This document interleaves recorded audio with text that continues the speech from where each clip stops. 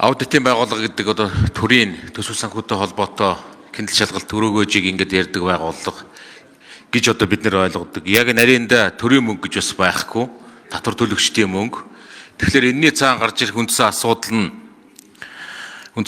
нь бид нэр төр цугласан татвар төлөгчдийн мөнгийг үр ашгийг хянах. Тэгэхээр ер нь энэ төрийн үндсэн асуудал чинь өөрөө бид нар яг өнөөгийн бидний явж байгаа шийдлийн үндсэн асуудал чинь проблемын тулгымцаа үндсэн асуудал чинь улс төрчид гэдэг хэдэн нөхдүүд тэр тусмаа парламент дээр ард түмний татвар төлөгчдийн мөнгийг цуглуулж авчирчаад бусдын мөнгийг цуглуулчаад бусдын төлөө шийдвэр гаргах гэж байгаа ийм хүмүүс. Энийний цаана чинь бас өөр хуулиуд байдаг. Өөрийнхөө мөнгийг өөрийнхөө төлөө зарцуулах гэж байгаа ард иргэд бизнес эрхлэгчид өөрийнхөө мөнгийг бусдын төлөө, бусдын мөнгийг өөрийнхөө төлөө гэд. Тэгэхээр энэ дундаас хамгийн хариуцлагагүй шийдвэр гаргадаг нь бусдын мөнгийг бусдын төлөө зарцуулах гэж байгаа энэ төрийн шийдвэр гаргахчлал гэж одоо үздэг. Тэгэхээр энийг хянана гэдэг бол өөрөө тийм одоо хамгийн түүхтэй эрх мэдэл бүхий хэсгийн гаргачихсан шийдвэрийг. Тэгэхээр одоо энэний цаана уг нь бол баахан татвар төлөгчдийн мөнгийг, бусдын мөнгийг цуглуулчаад, бусдын мөнгийг бид нар тараачаад дахиад энэнд аудитын байгууллагаар хяналт хийлгэнэ гэдэг энэ нэг том бодлогыг уг нь бол бид нар өөрсдийнхөө мөнгийг өөрсдийнх нь төлөө бага татвараар, бага төрөөр, цомхон төрөөр хийлгэх одоо үндсэн нэг ийм бодлогын шилжилтэл одоо буруу тал руугаа Монголын төрдөр үе үед л ингээд явсаар ирсэн ийм л нөхцөл байдал одоо бий. Тэгээ бид нар бол нэг гараараа төрийг томруулдаг, нөгөө гараараа их мундаг хяндаг баатар болоод яг өнөөдөр одоо ингээд аудитын байгууллага бол үнэхээр нэг юм ацсан шалаатай хэцүү үед л байна гэж миний хувьд боддог. Яагаад гэвэл яг саяныхаар төсөв хамгийн их томорчихсон, төр хамгийн их томорчихсон, төрийн өмчт компаниуд нь хамгийн их томорчихсон. Энийн дээр одоо ч хяналт хийх гэж байгаа. Дахиад дээрэс нь яг өнөөгийн улс төрийн нөхцөл байдал нь ийм их мөнгийг хянах гэж байгаа үед улс төрийн намуудын хамтрал, засгийн газрын хамтрал бий болчихсон. Улс төрийн томоохон шийдвэр дүгнэлт байр сууриа илэрхийлэхэд хэцүү ийм нөхцөл байдалд аудитын нөхцөл газар гэдэг энэ байгууллага өөрөө ийм ацсан шалаатай ийм л нөхцөл байдалд очиж байна. Тэгэхээр энийг одоо ацсан шалаа гэлгүй, энийг ийм улс төрийн дарамт шахалт гэлгүйгээр уг нь төрөөс хүлээсэн улсын хурлаас шууд томилогддог ийм одоо бусдаас хараат тус ажиллахын хуулийн бас боломж олцоотой байгууллагын хувьд олон зүйлүүдийг хийх ийм л шаардлагатай. Энэ дотор дахиад нэмээд хэлэхэд зөвхөн төрийн өмчт компаниуд гэх эдийн засгт ямар их хувь хэмжээ эзэлж байгаа вэ? Тэгэхдээ төрийн өмчт компаниудын өнөөдөр төрийн өмчт компаниуд дээр зөвхөн одоо төрийн аудит хийн гэсэн хууль явж идэг. Энийний цаана төрийн өмчт компаниуд, энийний цаана зөвхөн төрийн аудит хийн энэ аудитэд итгэл. За тэр тусмаа бид нэр компаниудыг олон улсын болгоё, нээлттэй болгоё, бирж зах зээл дээр гаргая гэж байгаа. Энэ үед жишээ нь одоо энэ шинээр хэрвээ томилогдоод бол аудитын байгууллагын дараагаас энийн дээр өөрийн байр суурьтай аль болох энэ төвлөрсөн тогтолцоог задлах мэргэжлийн байгууллагууд, хараат тус байгууллагууд, хөндлөнгийн байгууллагууд, олон улсын аудитын дэлхийн дэг жаяг руу орж ажиллах олон зүйл бидний ирээдүйн цаг дээр одоо хүлээгдэж гэн л гэж боддог. Тэгээд анхаарч ажиллах олон зүйл байна гэдгийг л хэлээ дээ. За үндэсний аудитын газар бол орон нутгата 21 аймаг нийслэл ингээ 22 одоо байгууллагатай. За тэгээд үндэсний аудитын газар гэсэн ийм 23 байгууллагын одоо бүрэлдэхүүн бүхий ийм тогтолцоотой үндэсний хэмжээний байгууллага юм байна. За орон нутагт нэг 400 орчим хүний оронтойгоор үйл ажиллагаагаа явуулдаг.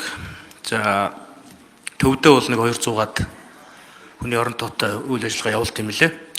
За бүжигхэн байгуулалтын хувьд бол тийм ийм гэж би одоогоор хэлж чадахгүй байна. Судлах шаардлага гарна. За эргээд их хурл төсвийн байнгын оротойгоо ярих шаардлага гарах байх. За үндэсний аудитын газар хууль заасны дагуу чиг үүргийг гүйцэтгээд санхүүгийн тайлангийн аудит, гүйцэтгэлийн аудит, нийслэлийн аудит гэсэн ийм 3 төрлийн аудит хийгээд олон дүгнэлт зөвлөмжүүдийг гаргаж ингэж холбогдох байгууллагууд хөрвүүлж хэрэгжилтийн тооцож ажилладаг.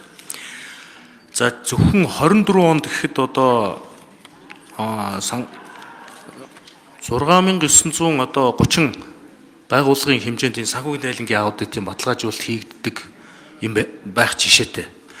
Тэгэхээр зөвхөн 24 онд хийгдсэн аудитын үр дүнгээр юу илэрсэн бэ гэхээр зэрэг За 7.3 их найд төгрөгийн зөрчилдөр 9629 зөвлөмж өгсөн гэж байгаа.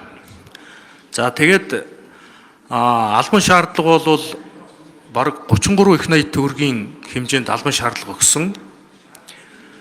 За 300 төлбөрийн актыг болохоор зэрэг мөн одоо баггүй хэмжээний юун дээр төлбөрийн акт тавьсан. Тухайлах юм бол за 24 он 76.3 тэрбум төгрөгийн одоо төлбөрийн акт тогтоосон гэдэг. Тэгэхээр энэ бүх одоо тоо мэдээ юу харуулж ийн хөр зэрэг хамгийн гол нь энэ аудит хийчээд дараа нь үүнийхээ үр дүнгээр энэ хэрэгжлийг хангах асуудал аягүй чухал юм байна гэдэг нь бол өчигдрийн байнгын орооны хурал болоод гишүүд та бүхний хэлж байгаа саналаас бол тодорхой харагдаж байгаа. Тийм учраас энэ хэрэгжилтийг хангах асуудал дээр онцгойлон анхаарч ажиллана.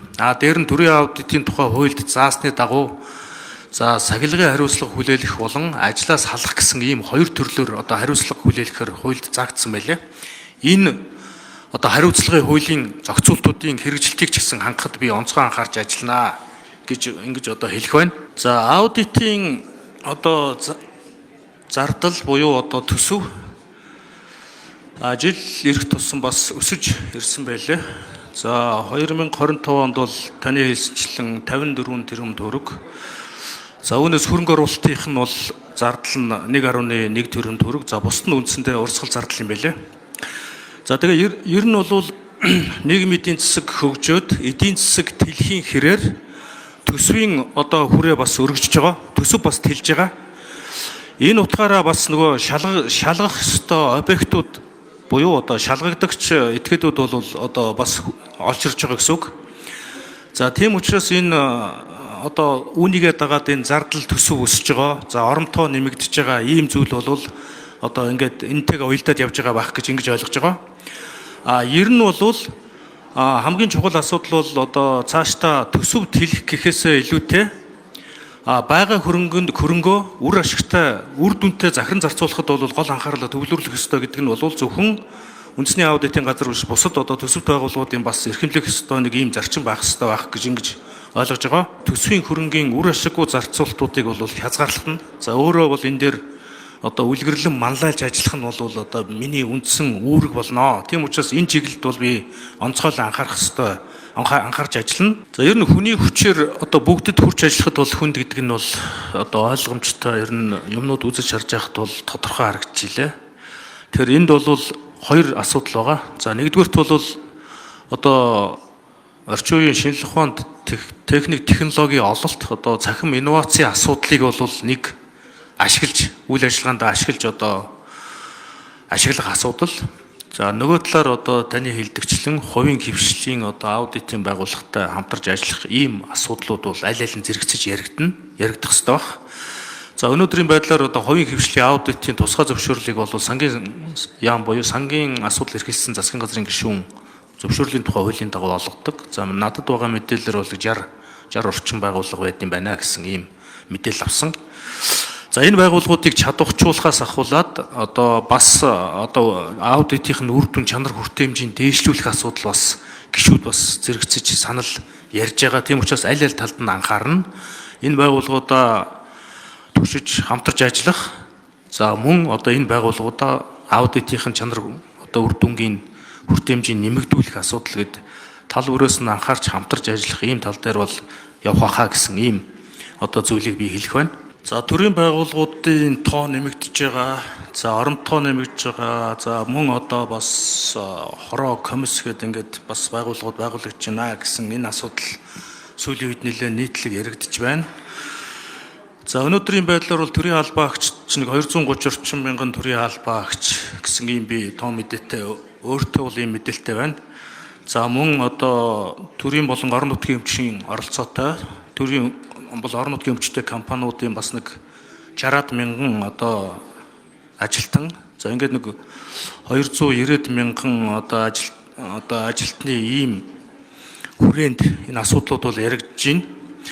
За ер нь бол энэ төрийн албаны тухай хуулийн хэрэгжилт дээр бол төрийн албанд хууль дээдлэх зарчим за тогтвортой байдлын асуудал за мөн одоо энэ чиглэлээр хууль тогтоомжийн хэрэгжилтээр өнгөрсөн онд бол аудит хийсэн байлээ.